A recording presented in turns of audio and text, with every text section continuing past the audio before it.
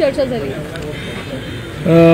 खरं आता सगळ्यांनाच विधानसभेच्या तयारीचे आदेश ज्यावेळेला शिवाजी पार्क या ठिकाणी आमचा गुढीपाडवा मेळावा झाला त्यावेळेला सांगितलं होतं आणि त्याचप्रमाणे आताही तशाच प्रकारचे आदेश दिलेले आहेत आणि त्यामुळे आता सगळेच कार्यकर्ते पदाधिकारी महाराष्ट्रातून आलेले होते त्यामुळे सगळेच पदाधिकारी आता आदेश मिळाल्यामुळे आपापल्या मतदारसंघामध्ये आता जोरात कामाला लागतील आणि निश्चितपणे विधानसभेची पूर्णपणे जिंकून आणण्याच्या भावना घेऊन आता पदाधिकारी जातील आणि आपल्या कामाला लागतील. किती मतदारसंघामध्ये काय वगैरे असं लढणार आहात?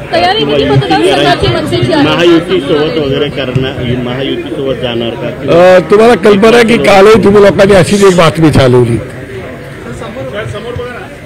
आणि ती बातमी एवढ्या जागा मिळणार तेवढ्या जागा मिळणार अमुक तमुक हा मतदारसंघ तो मतदारसंघ म्हणजे आम्हीच कन्फ्यूज झालो. मी त्या झीवाल्याला फोन सुद्धा लावला अरे बाबा तुलाही बातमी कुठून आली जी आम्हाला अजून माहिती नाही परंतु बातमी आली होती पण तसं काही नाही आहे ती कारण आमचं कोणाचं बोलणंही चालू नाही आणि कोणाबरोबर बोलणं करणार आम्ही आतापर्यंत मगाशी मी सांगितल्याप्रमाणे आतापर्यंत आम्ही स्वबळावरती निवडणुका लढवलेल्या आहेत त्यामुळे तशा प्रकारची जी काही बातमी तुम्हाला आलेली ती अत्यंत चुकीची बातमी आहे आणि आता आपण साहेबांनी आता जो का आदेश दिला त्याप्रमाणे जवळजवळ 250-250 जागांची आम्ही तयारी करणार आहोत आणि निवडणुका लढवायची आम्ही. 250-250 म्हणजे स्वबळावर मनसे लढण्याची तयारी करते पुढे भाऊ काय होतंय ते पण आता आम्हाला तर तयारी करावी लागेल ना.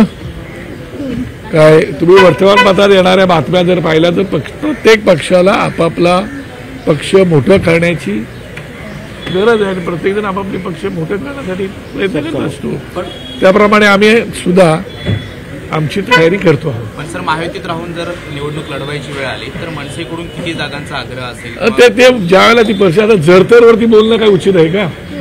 हे झालं तर ते होईल ते झालं तर ते होईल मला असं वाटतं ज्यावेळेला परिस्थिती येईल त्यावेळेला पाहू पण आजच्या तारखेला तरी आमच्या कार्यकर्त्यांना आम्ही सांगितलेलं आहे.